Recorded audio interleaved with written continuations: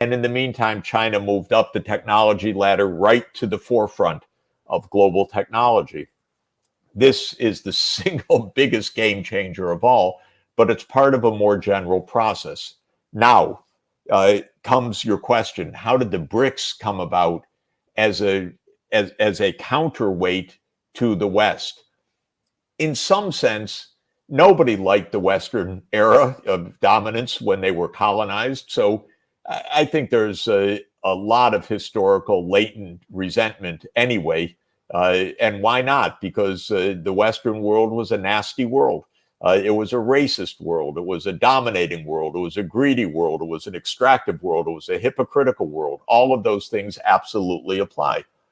But there was a sense, okay, that's the world, so we don't have to be against all of that. But the United States, to summarize, got pretty obnoxious over the last 40 years. I'm not a fan of U.S. foreign policy. I think it's been utterly nasty and self-defeating. And I say nasty because it's based on wars of choice and regime change operations. And sanctions, unilateral sanctions that the U.S. puts on to tell other countries what to do. It's not based on diplomacy. It's based on bossing other countries around. Not necessarily its own immediate allies in the West, so-called, but in the rest. And so the U.S. foreign policy has been quite obnoxious.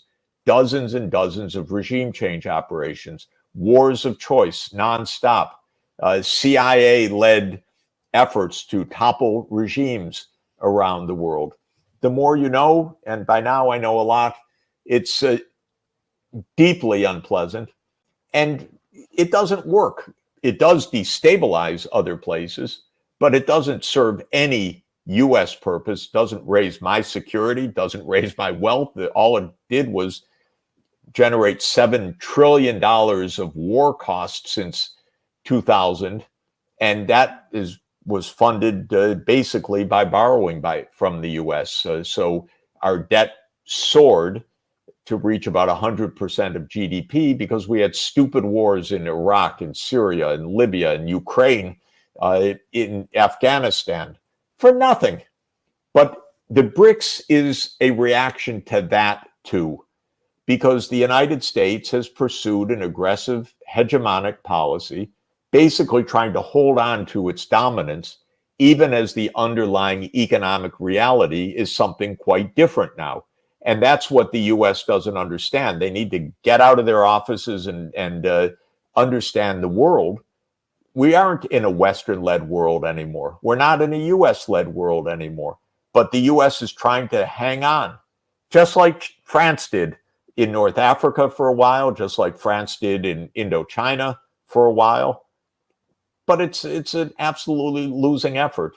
And this is what the BRICS have noted, and actually why there are 36 countries around the table today representing more than half the world population. Including Turkey, a NATO member, which was a huge development in and of itself. And I wanted to ask you, Professor Sachs, do you believe that BRICS, given how much it's expanding, its popularity, it's even Antonio Gutierrez was there representing the United Nations, which was really a historic moment in and of itself too.